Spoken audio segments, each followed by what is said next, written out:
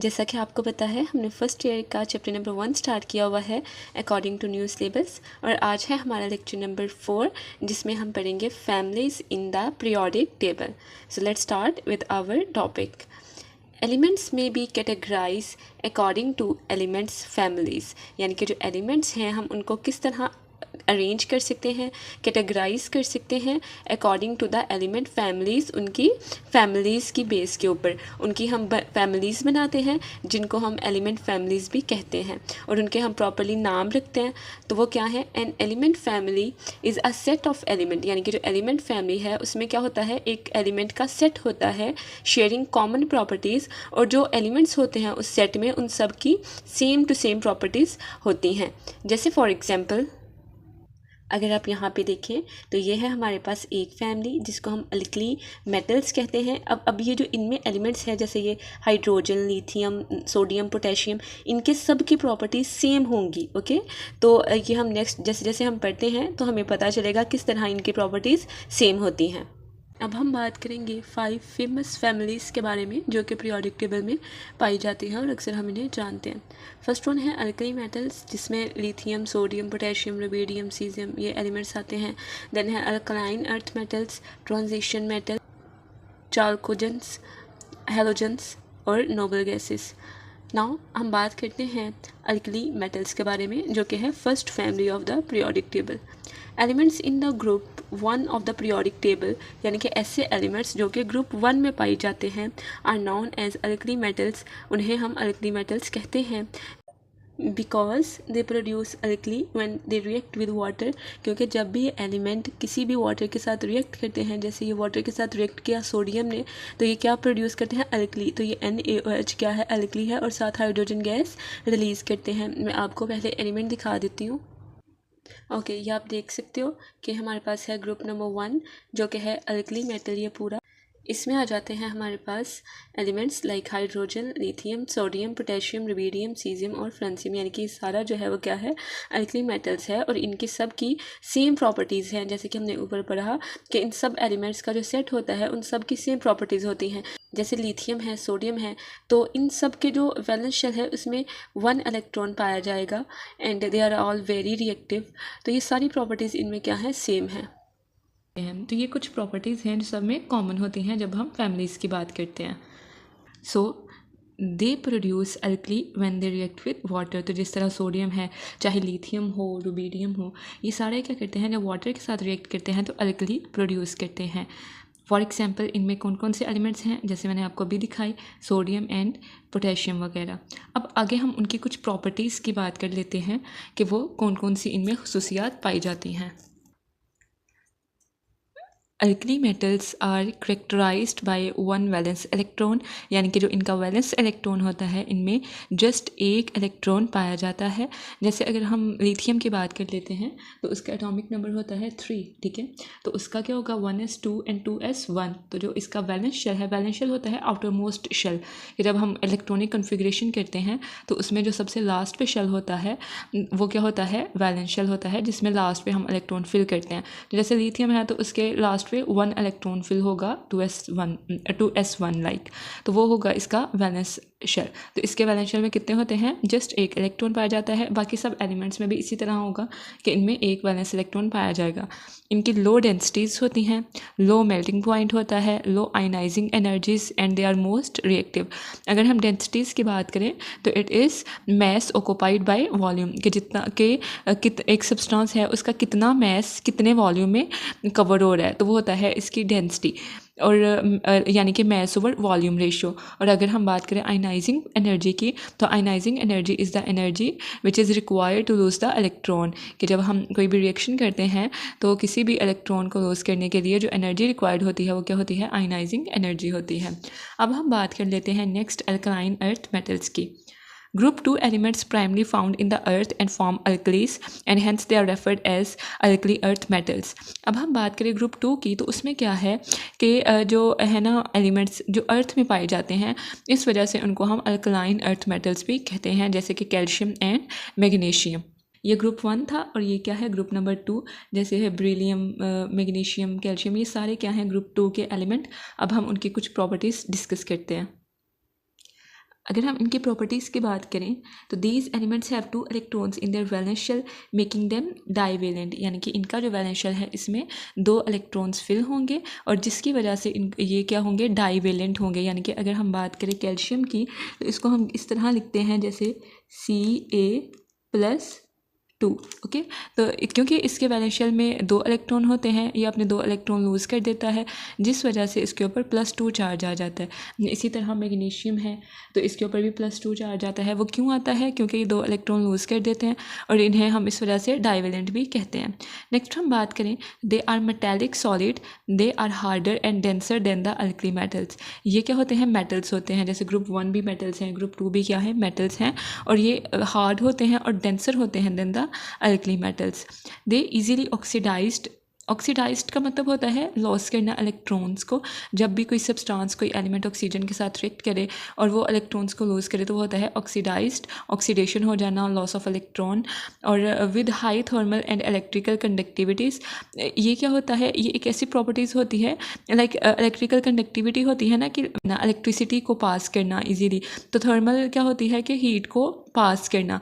तो ऐसे एलिमेंट्स जो कि इजीली इलेक्ट्रिसिटी और हीट को पास कर सके, तो ये इनकी कुछ प्रॉपर्टीज़ थी। अब हम बात करते हैं नेक्स्ट, जो कि है हमारे पास ट्रांजिशन मेटल्स। ट्रांजिशन एलिमेंट्स में क्या होता है, the transition metals make up the largest family of the element in the middle of the periodic table. ये पीरियोडिक टेबल के मिडल में पाए जाते हैं।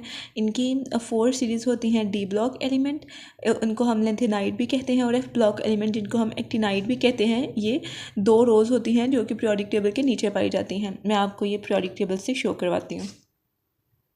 ये देखें, ये थी हमारे पास ग्रुप नंबर 1, ये ग्रुप नंबर 2, यहाँ से लेकर यहाँ तक जो हमारे पास ये सारे होते हैं, ये होते हैं ट्रांजिशन मेटल्स। यानी कि ग्रुप 2 और ग्रुप 3 के दरमियान ये सारे होते हैं ट्रांजिशन एलिमेंट्स। और ये जो नीचे हैं ये लिंथेनाइड सीरीज़ है और ये एक्टिनाइड सीरीज़ है। तो इस तरह आपने देखा कि जो ट्रांजिशन मेटल्स हैं, ट्रांजिशन एलिमेंट्स हैं, वो दरमियान में पाए जाते हैं पीरियोडिक टेबल के, और जो लेंथेनाइड सीरीज़ और एक्टिनाइड सीरीज़ हैं ये पीरियोडिक टेबल के नीचे यानी कि लोअर साइड पे पाई जाती हैं।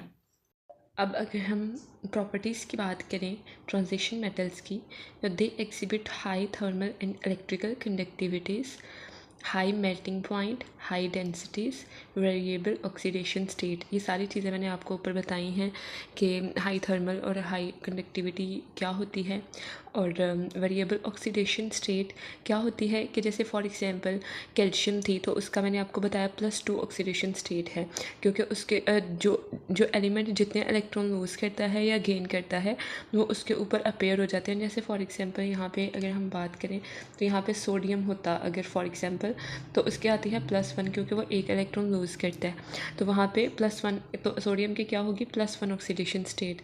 लेकिन जो ट्रांजिशन मेटल्स होते हैं इनमें क्या होता है, इनकी वेरिएबल ऑक्सीडेशन स्टेट होती है। जैसे फॉर एग्जांपल इनमें आ जाता है मैंगनीज़, तो इनमें मैंगनीज़ की +3 भी हो जाएगी, +5, +7, तो एक ऑक्सीडेशन स्टेट नहीं होती, वेरिएबल ऑक्सीडेशन स्टेट होती हैं। जब भी वो डिफरेंट कंपाउंड्स के साथ रिएक्ट करते हैं तो वो इनकी ऑक्सीडेशन स्टेट चेंज हो जाती है। मोस्टली फॉर्म कलर्ड कंपाउंड्स, और ये हमेशा ज़्यादातर कलर्ड कंपाउंड्स बनाते हैं। अब हम बात कर लेते हैं चाल्कोजेंस की। The group 16 elements are called chalcogens because most ores of the copper or oxide are sulfide। अब मैं आपको पहले तो ये दिखा देती हूँ ये कौन से होते हैं।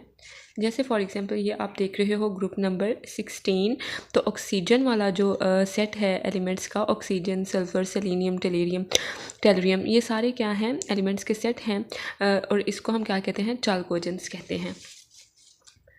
यहाँ में बात की हुई है ओर्स ऑफ कॉपर की। तो ओर्स क्या होता है, मिनरल या रॉक जिसमें हमें मेटल्स मिलते हैं।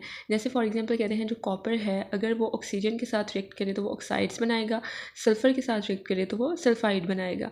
तो इस तरह के जो मिनरल्स और रॉक होती है उसमें हमें जो मेटल्स मिलते हैं, तो उस जैसे अगर फॉर एग्जांपल कोई मिनरल है उसमें हमें कॉपर मिल जाता है तो उसको हम कहते हैं ओर ऑफ कॉपर, और ये ग्रीक वर्ड चाल्को से निकला है।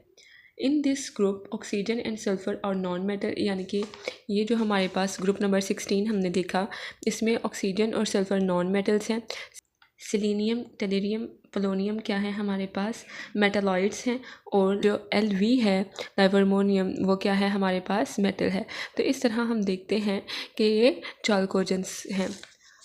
उसके बाद हम बात कर लेते हैं हैलोजेंस की। तो halogens are the elements in group 17, जो ग्रुप 16 से आगे 17 ग्रुप है उसको हम हैलोजेंस कहते हैं, और ये सारे नॉन मेटल्स होते हैं।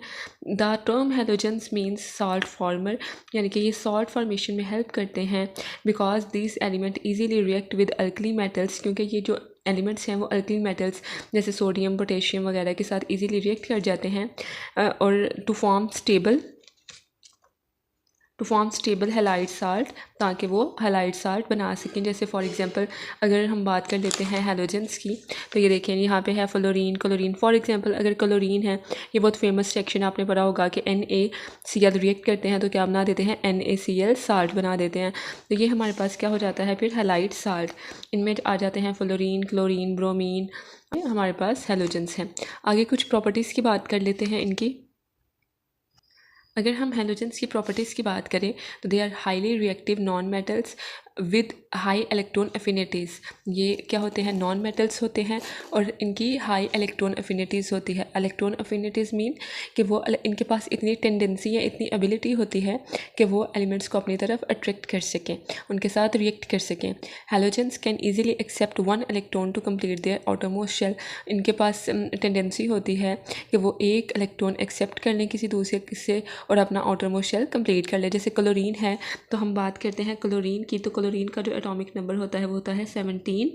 तो इसमें आ जाते हैं 1s2, 2s2, 2p6, 3s2 and ये देखें ये 10 हो गए, ये हो जाएंगे 12 और बाकी बच जाते हैं यहाँ पे 5।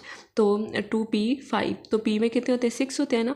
तो ये क्या करेगी, Na से एक ले लेगी या फिर किसी भी एलिमेंट से एक ले लेगी और अपना ये जो सब शेल है वो कंप्लीट कर लेगी। तो यहाँ पे इनके पास ये एबिलिटी होती है कि वो इलेक्ट्रॉन को एक्सेप्ट कर सकें। अब हम बात करते हैं नोबल गैसेस की।